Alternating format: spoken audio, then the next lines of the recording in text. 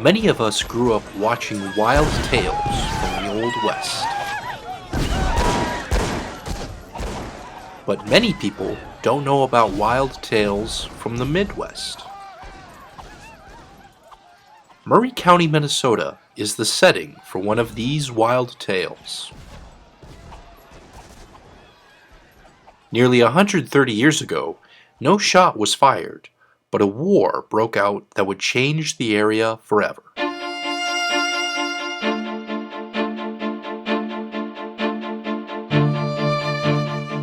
Neil Curry arrived in the Murray County area in 1871. Here, he became the J.D. Rockefeller of southwest Minnesota. Neil and his family made their new home bigger than anyone could have imagined.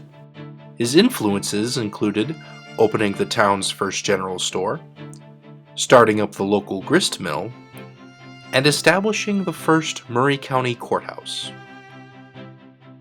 But Curry wasn't the only wealthy family trying to put their name on the map. About 10 miles southwest of Neil's hometown sat another town determined to put its mark on history. In 1984, Slayton saw the introduction of the Dinehart family. 7 years later, they built a luxurious home.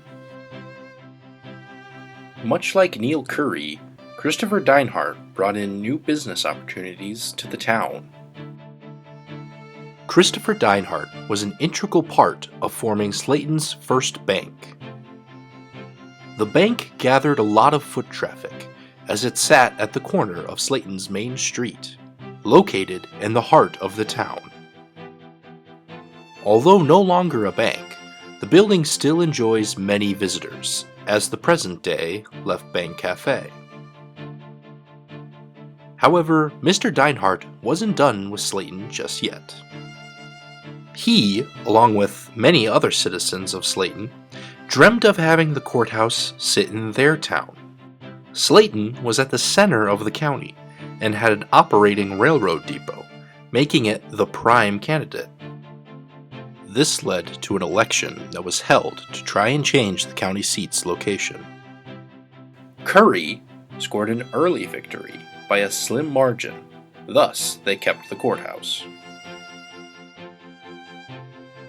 However, many complained when rumors spread of citizens selling their votes for alcohol or small favors.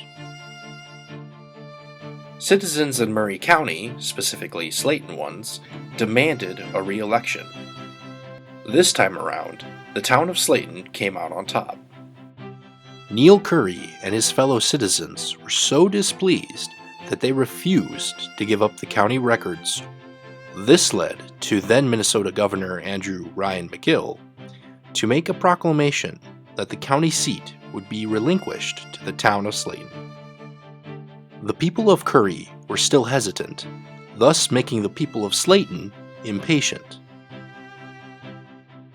So on March 25, 1887, 51 Slayton citizens rode on horseback under the cover of night into the town of Curry. Their objective was to effectively steal the courthouse and relocate it in Slayton. They did this by removing the safe, county records, and as much office equipment as they could get their hands on. This ended up being no simple task, however, as on the way back, the official county safe fell out of the wagon, thus delaying their return to Slayton. Once they returned, however, all the supplies were moved into the second story of the Slayton Bank, where the new courthouse was now open and ready for business.